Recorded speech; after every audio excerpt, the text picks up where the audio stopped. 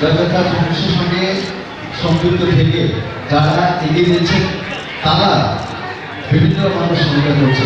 এখন আমাদের অতিথিদের হাত থেকে অ্যাম্বাসেডর অ্যাওয়ার্ড দিতে চাই আমাদের প্রধানমন্ত্রী এবং দুর্গতের হাত থেকে।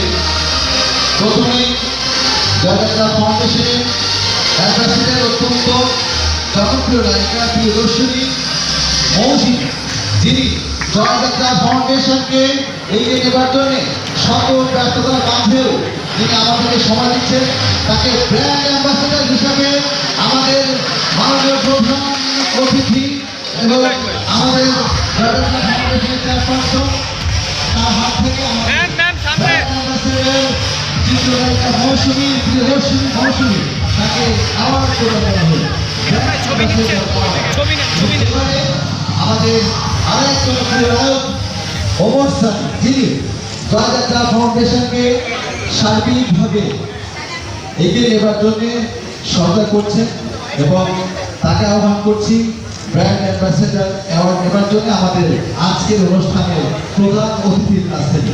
প্রধান অতিথির কাছ থেকে আমাদের জনপ্রিয় চিত্রনায়ক ওমর সানিকে আমাদের ব্র্যান্ড অ্যাম্বাসেডর হিসেবে আমরা অ্যাওয়ার্ড প্রদান করছি। এবারে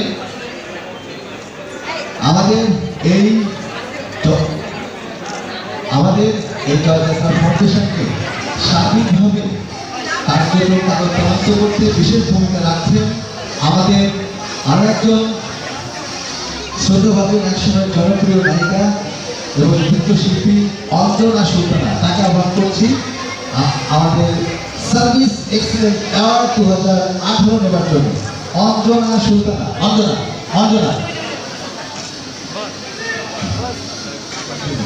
আমাদের প্রধান অতিথির কাছ থেকে সার্ভিস এক্সেলেন্স অ্যাওয়ার্ড 2018 গ্রহণ করছেন অঞ্জনা।